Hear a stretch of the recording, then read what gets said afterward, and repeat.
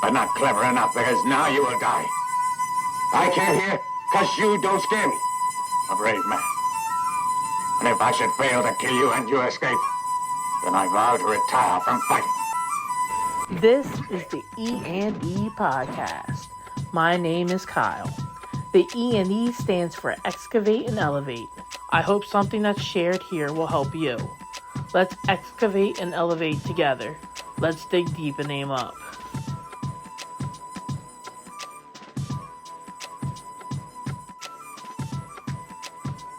That person to get what you need. There's always another way, because it's not money.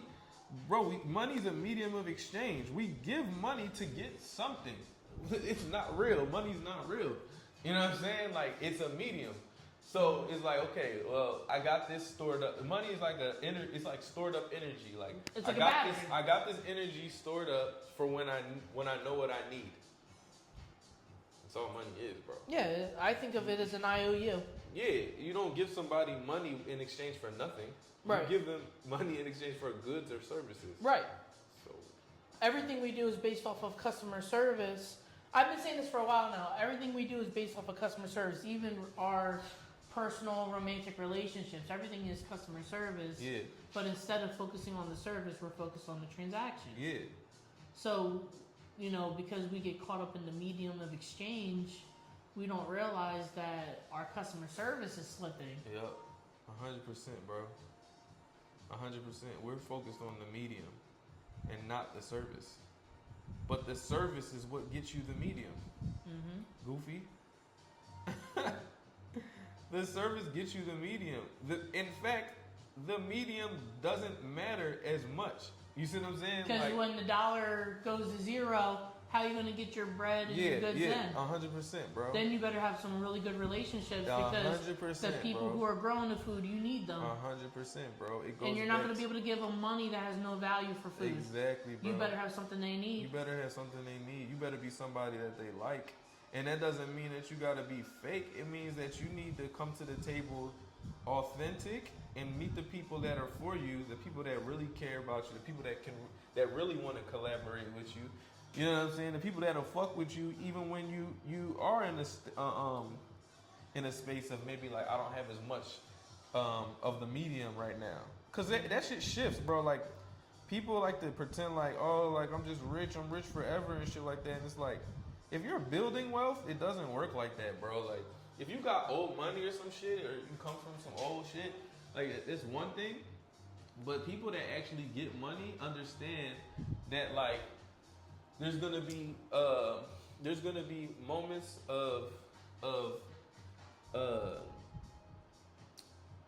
be moments of abundance, and there's gonna be, well, I think it's always abundance, but there's gonna be moments of surplus, and there's gonna be moments of scarcity. Like in terms of, okay, I just invested into my own space. I just put a bunch of money out.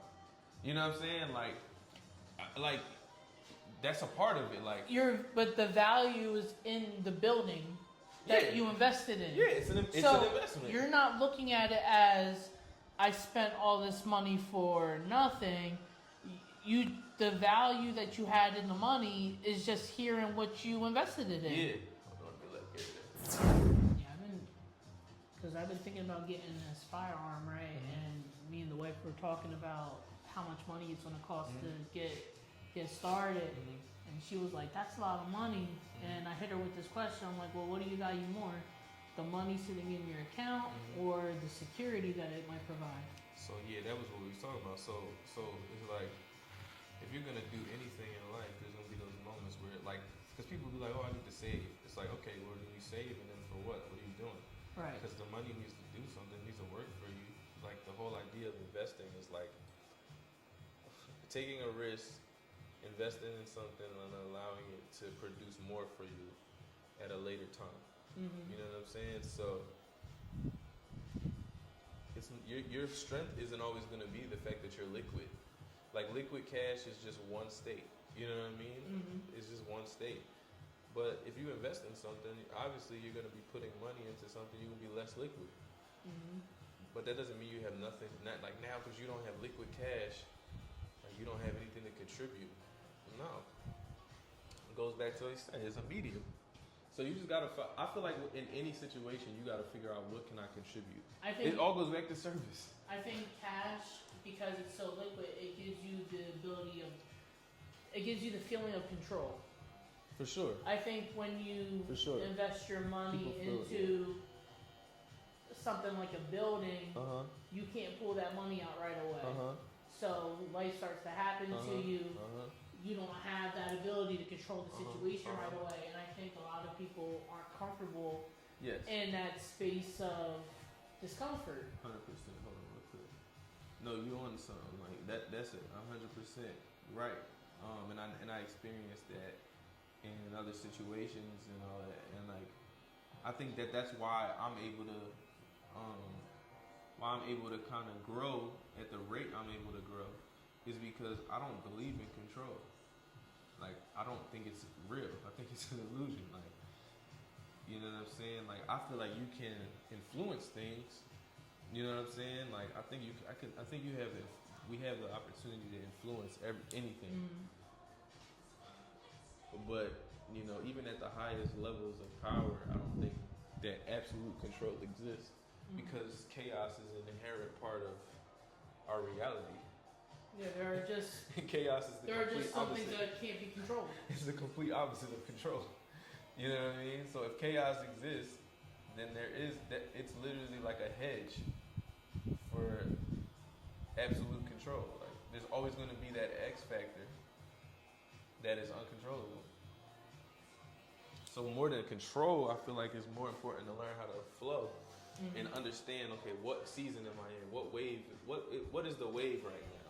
Like, the wave right now might be like resistance. And so if you experiencing resistance, then maybe you need to release, like, let go. You know what I mean? And go with it. Like, feel where the flow is taking you, and get ready for the moment of, you know what I mean, where resistance, you know, releases you and kind of lets up to where you can make.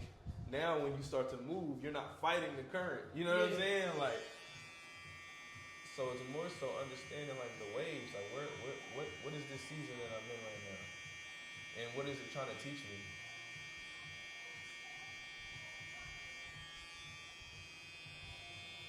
And don't waste your energy, like, because if you're fighting the current, you're wasting your energy. Yeah. When it's time to move, now you burnt out. Yep. You know.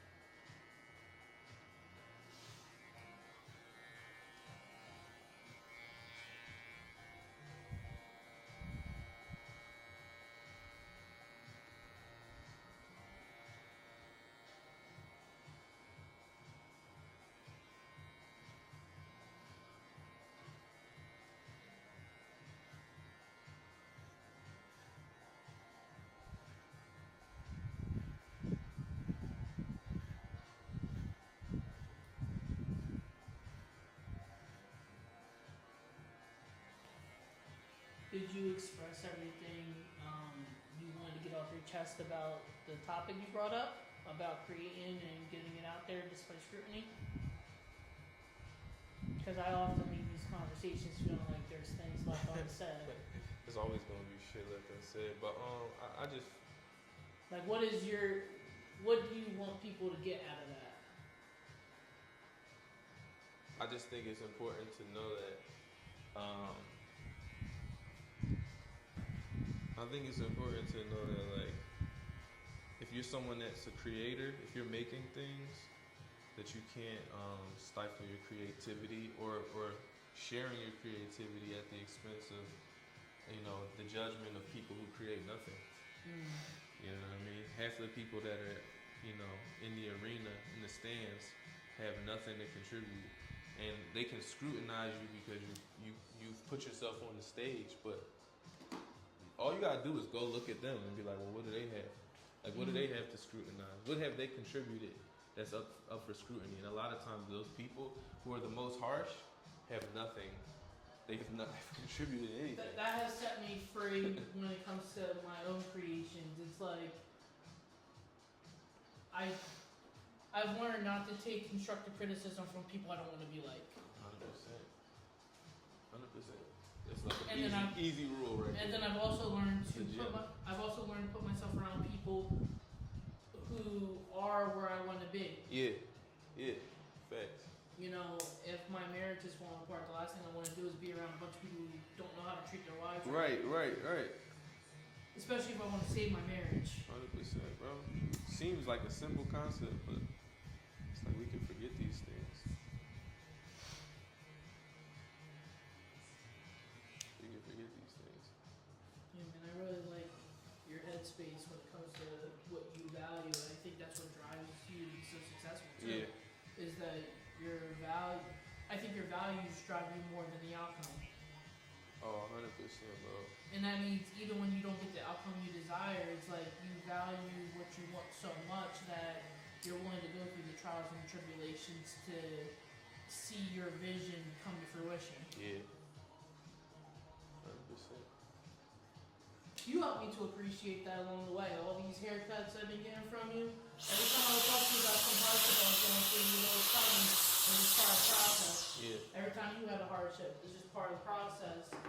And I've really started to really adopt that mindset of the process, which is like, we have to enjoy the creation part. Yeah, bro.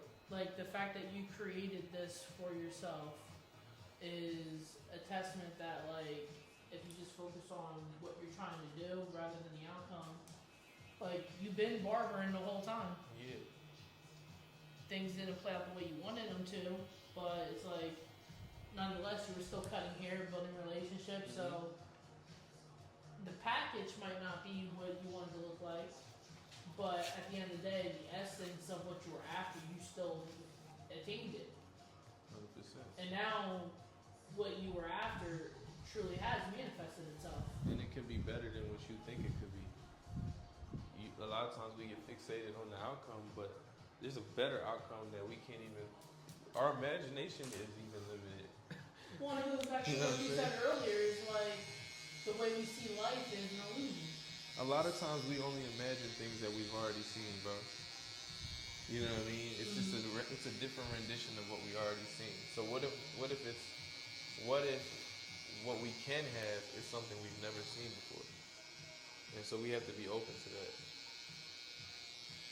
I think what makes you so successful is like you're grateful for what you're able to do right here, right now, and like you might have an alternate reality that you're trying to get into, but you're still present and grateful for this reality.